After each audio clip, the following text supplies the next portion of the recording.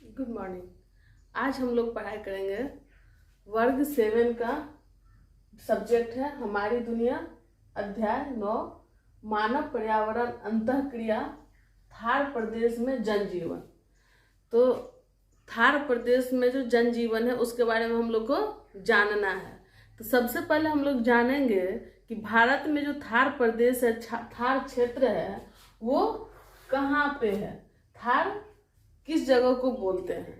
तो देखिए, भारत में ये भारत का नक्शा है। इसमें आप देख रहे हैं ये राजस्थान का क्षेत्र है, ये गुजरात का भाग है, गुजरात राज्य है। ये राजस्थान राज्य है, ये गुजरात राज्य है। इसी गुजरात, राजस्थान और गुजरात में रेगिस्तानी क्षेत्र है, बहुत बड़ा एक प्रदेश, बहुत बड़ा भाग है जो रेगिस्तान है, उसी को थार कहते हैं। इसी भाग को क्या कहते हैं, थार के नाम से जाना जाता है। तो हम लोग जानेंगे सबसे पहले कि रेगिस्तान का मतलब क्या होता है, रेगिस्तान किस क्षेत्र को कहते हैं। रेगिस्तान का ही नाम, भारतीय रेगिस्तान भाग जो है उसको किस नाम से जाना जाता है, थार के नाम से जाना जाता है। तो जानना यह आवश्यक है कि रेगिस्तान किसे कहते हैं।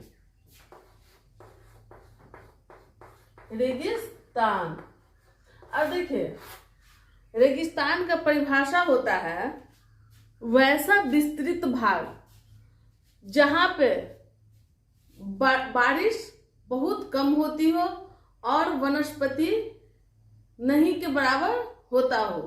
तो उस भाग में, उस भाग को क्या कहेंगे, रेगिस्तानी भाग कहेंगे, रेगिस्तान कहेंगे। तो इस चीज को हम लोग समझ गए। परिभाषा में क्या कहेंगे कि वैसा भाग जहां पे वर्षा बहुत कम, अल्प मात्रा में होता हो और वनस्पति का भी बहुत ज्यादा अभाव हो, उस क्षेत्र को क्या कहेंगे, रेगिस्तानी भाग कहेंगे। यही है रेगिस्तान का परिभाषा, मतलब वर्षा नहीं के बराबर और वनस्पति जो है उसका भी अभाव, क्योंकि जहाँ पानी ही नहीं रहेगा वहां पे हरियाली भी बहुत कम होती है, वहां पे पेड़ पौधा भी बहुत कम होता है। जो पेड़ पौधा होता भी है वो कैसा होता है, कटीला होता है। आप देखेंगे कि रेगिस्तानी भाग में क्या पाया जाता है, बबूल का पेड़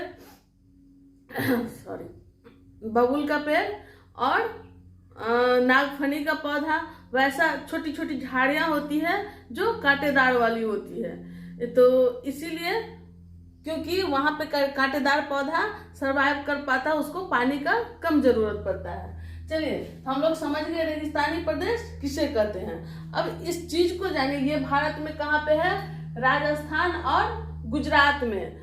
किस पूछेगा कि भारत में रेगिस्तान किन राज्यों में विस्तृत है, तो किसमें, राजस्थान और गुजरात में। सबसे अधिक भाग रेगिस्तान का कौन से राज्य में है, तो राजस्थान में है। तो चलिए अगला हम बात देखते हैं कि रेगिस्तान कितने प्रकार का होता है। तो रेगिस्तान 2 प्रकार का होता है, एक गर्म रेगिस्तान होता है, एक ठंडा रेगिस्तान होता है। अब देखिए, गर्म रेगिस्तान में कुछ उदाहरण देख लीजिए। जैसे हमारे भारत का जो रेगिस्तान है वो कैसा रेगिस्तान है, गर्म रेगिस्तान है, जिसका नाम है थार। तो ये कहाँ के है, कहाँ का है, भारत का। उसी तरह से आप देखेंगे अफ्रीका में, अफ्रीका का जो एक सहारा नाम का रेगिस्तान है, जो क्या है, काफी गर्म रेगिस्तान है, और वो कहाँ का है, अफ्रीका का। सहारा रेगिस्तान किस जगह पाया जाता है, अफ्रीका में है। ठंडा रेगिस्तान, कुछ ठंडा रेगिस्तान का भी हम लोग नाम जान लेते हैं। एक है कालाहारी रेगिस्तान। पूछता है ये, कंपटीशन के भी एग्जाम में पूछता है ये सब सवाल कि कौन से रेगिस्तान किस जगह से संबंधित है। तो कालाहारी रेगिस्तान कहाँ पे है, कालाहारी रेगिस्तान भी अफ्रीका में है। ये क्या है, ये ठंडा रेगिस्तान है। अफ्रीका में कहा, ये नाम्बिया, लुस्वाना, इस सब क्षेत्र में अफ्रीका में ये कालाहारी प्रदेश है। सहारा कहाँ पे है, लीबिया, ये उत्तरी अफ्रीका जो है उसमें सहारा रेगिस्तान है। और कालाहारी जो है अफ्रीका के, वो नाबिया लुस्वानिया ये सब क्षेत्र में है, लुस्वाना है ना। अब देखिए आगे हम लोग एक और उदाहरण जान लेते हैं, गोबी। ये भी काफी प्रसिद्ध रेगिस्तान है, गोबी नाम से इसे जाना जाता है। ये कहाँ पे है? मध्य एशिया में, मध्य एशिया।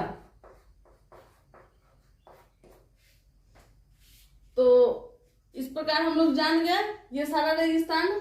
और कुछ रेगिस्तान सब है जो महत्वपूर्ण है, इसे बड़े क्लास में जाना जाता है।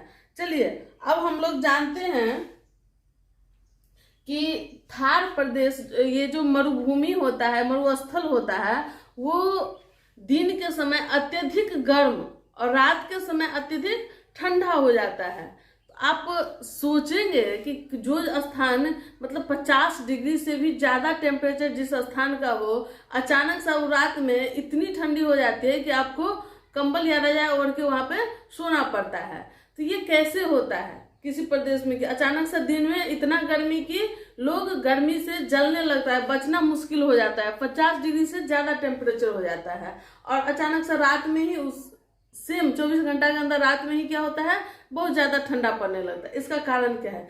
इसका कारण ये है कि रेगिस्तानी एरिया में बालू ही बालू होता है, और बालू का एक नेचर ऐसा होता है सिलिकॉन के कारण कि वो जल्दी से उष्मा को अवशोषित करता है। तो जैसे ही सूर्योदय होती है और तेज धूप, जैसे ही धूप की तपिश ज्यादा होने लगता है, तो बालू बहुत जल्दी हीट हो जाता है, बहुत जल्दी उष्मा को अवशोषित करने लगता है। इस कारण से वहाँ अत्यधिक गर्मी हो जाती है, वहाँ का टेम्परेचर बहुत ज्यादा हाई हो जाता है। और जैसे जैसे शाम ढलने लगता है तो वहाँ का जो बालू है वो उष्मा का ह्रास भी बहुत तेजी से करने लगता है। इतना तेजी से करता है कि कुछ एक समय बाद, शाम के कुछ एक समय बाद से धीरे धीरे क्या होता है, तो ठंडा का माहौल वहाँ हो जाता है और काफी ठंडा होने लगता है। रात भर क्या होता है, ठंडा होता है और दिन में गर्मी होता है। तो हम लोग समझ गए कि क्यों राजस्थान में दिन में गर्मी 50 से ज्यादा पारा होता है, टेम्परेचर होता है, और रात को अचानक से ठंडा क्यों होने लगता है। चलिए अब हम लोग जानेंगे कि थार क्षेत्र के जो लोग हैं वहाँ का खान पान कैसा है, वहाँ का रहन सहन कैसा है, इस चीज को भी हम लोग को जानना पड़ेगा। देखिए वहाँ पे मुख्य रूप से मोटा अनाज का उत्पादन होता है, मोटा अनाज है ना, जैसे बाजरा, जौ, इस सब का वहाँ पे उत्पादन होता है। मुख्य रूप से राजस्थान का जो फसल है वो क्या है, बाजरा है। अब देखिए पशुपालन, पशु का वहाँ किस किस प्रकार का पशु का पालन होता है। ऊंट का होता है, भेड़ का होता है, बकरी का होता है। आपको पता होना चाहिए कि ऊंट जो है, ऊंट को रेगिस्तान का जहाज कहा जाता है। सवाल ही पूछता है कि रेगिस्तान का जहाज किसे कहा जाता है, ऊंट को कहा जाता है। समझ गए? ऊंट का जो बाल होता है या भेड़ या बकरी का जो बाल होता है, इस सब से क्या किया जाता है, वहां पे कंबल बनाया जाता है, ऊनी वस्त्र बनाया जाता है। वहां कुटीर उद्योग के रूप में किस किस तरह का काम होता है, तो यही कंबल बनाना, ऊनी वस्त्र बनाना। फिर आप देखेंगे कि राजस्थानी कपड़ा का बहुत प्रचलन है, पूरे देश विदेश में भी राजस्थानी कपड़ा का डिमांड होता है। तो राजस्थानी प्रिंट ही एक अलग तरह का होता है। वहाँ कपड़ा रंगाई का भी कुटीर उद्योग होता है। वहाँ चूड़ी बनाने का, राजस्थानी चूड़ी का भी काफी प्रचलन है, तो राजस्थानी चूड़ी भी वहाँ बनाया जाता है। तो ये सब चीज क्या है, वहाँ का कुटीर उद्योग में आता है। पहनावा, वहाँ के लोग जब कपड़ा पहनते हैं राजस्थान के लोग, तो पूरा यहाँ हाथ तक ढका हुआ जो कपड़ा होता है, पूरे बॉडी को ढकने वाला कपड़ा, पूरा हैवी कपड़ा सब पहनते हैं वो लोग। सर पे जो पहनते हैं पगड़ी, उसको क्या कहते हैं, साफा कहते हैं, साफा। सर पे जो पगड़ी पहना जाता है उसको किस नाम से जाना जाता है, साफा के नाम से जाना जाता है। पुरुष लोग सर पे पगड़ी पहनते हैं, महिलाएं सर से चुंदरी ओढ़ती हैं, क्योंकि वहां धूप से बचना बहुत आवश्यक होता है, इसीलिए हमेशा पूरा ढका ढका उतना गर्मी में कपड़ा पहनते, नहीं तो क्या होगा, लू लग जाएगा आदमी को। धूप इतनी तेज होती है, इतनी हीट वहां पे रहता है बालू के कारण, और जिससे क्या होता है तो स्किन जलने लगता है, तो कपड़ा से लोग ढक करके उसका सुरक्षा करते हैं।